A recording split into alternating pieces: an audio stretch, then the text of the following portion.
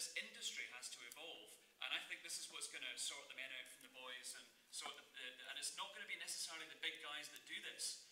This is somebody who's smart that's going to do this, and it's making sure that you can find that way of getting it down to something manageable. And of course, just to make it all interesting, we're going on the phone as well. So you know, it's not just about the website and choice between websites. It's about choice of platform and media. But I think the folly here is that it's not about booking.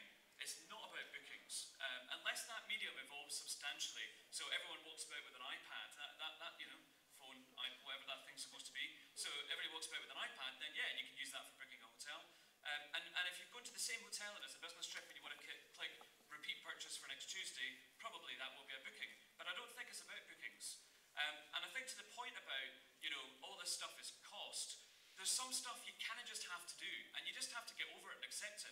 We've all been doing the same things for decades anyway. You know, my pet hate is the hotel brochure, you know. And then if you have a chain of hotels, then you print one for every hotel, and you have a lovely, beautiful rack with all the individual hotel brochures laid out in the lobby, you know. Don't do that, you know. Spend it on this stuff. You know, there's some stuff you've got to do these days. You need to be on a mobile phone in some way. You need to have videos and photos and virtual tours and all that kind of stuff. Spend your money on that. You know, there's so many things. And social media, you have to do something there. You know, yes, you know, I know it's annoying. You have to employ someone to manage all this stuff, but you have to, and that's it. You know, so don't do something else and pay for that. It's my big bugbear in the hotel industry. Not as an online hotel retailer. Actually, in all my jobs as a distribution e-commerce guy. Getting the traditional mindset changed. So, very good. I've made some sweeping statements and talked a lot of nonsense about what I think is going on in the world. So, what's my opinion on how you deal with this new integrated multi-channel world? Well, I have 6 things that I'd like to share with you. Number 1, recognise that the needs of the customer have changed, and what is the role of each of their needs. So this is a Forrester research slide. I'm going to give you the name of the research paper at the end of this. But some of my presentation has come from a really excellent piece of work that Forrester have done on multi-channel in general. So one of the examples that they give is, I like thinking about non-industry examples because I think it helps us to understand a bit better. So think about Starbucks, right? Now nobody's going to buy a coffee online, are they? They're certainly not going to buy it on their mobile phone. I may be wrong, but I'll make that future prediction right here in Lugano. Think about all the different media. So why would somebody go into a shop? They're going into a shop to buy a coffee, obviously, right? Or whatever they buy, you know, chai tea, decaf latte, or whatever, you know, so whatever it is they're going to buy. And then why would they go onto the website? Well, they probably go onto the website because they want to check their point balance on their loyalty card, or they want to read something about how ethically sourced their Arabica beans are. And then why would they go onto the mobile device? Well, they're probably going to go to the mobile device to figure out where the nearest coffee shop is. So you've got to think about, you know, what are the needs of the customer? So I need some information, I want to buy something, or I need some help, right? And how does each of those platforms bear out in that thinking? Second is, for goodness sake, align the experience across the channels. When I took over at Ramada Jarvis, not only were there different prices in each channel, we had different policies in each channel. So you had to prepay on the website, but you could just make a booking over the phone.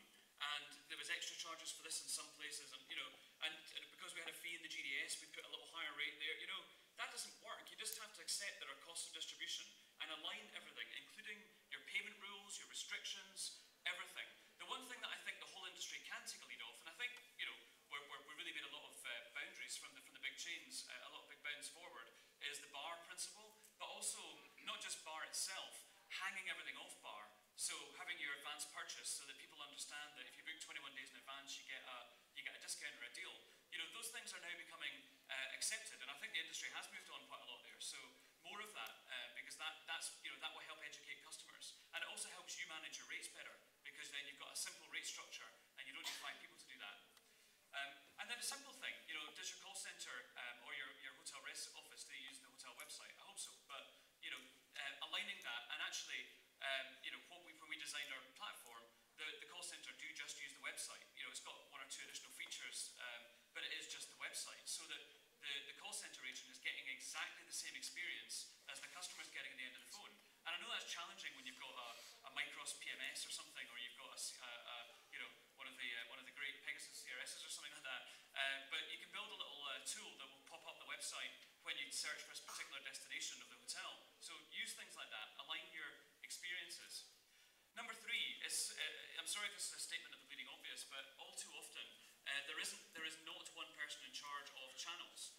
So no wonder experiences are going to be different. If you've got someone in charge of the website, and then in a different department it's somebody in charge of the call center, and then in marketing they're in charge of emailing customers and doing other stuff.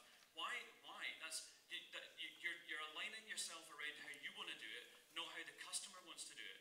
So you've got to design your organization and yes, change it in order to be aligned around how the customer behaves. And then back to that Starbucks examples, really have a good think about the whole customer journey. Searching, shopping, booking, traveling to there, staying, returning, commenting.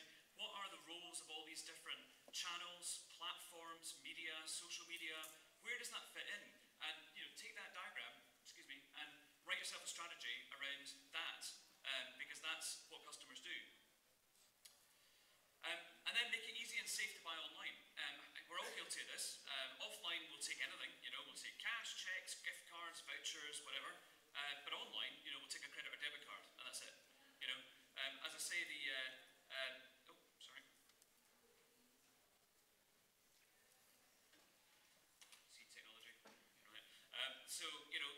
as I said, recently we implemented PayPal, and there was a huge upsurge of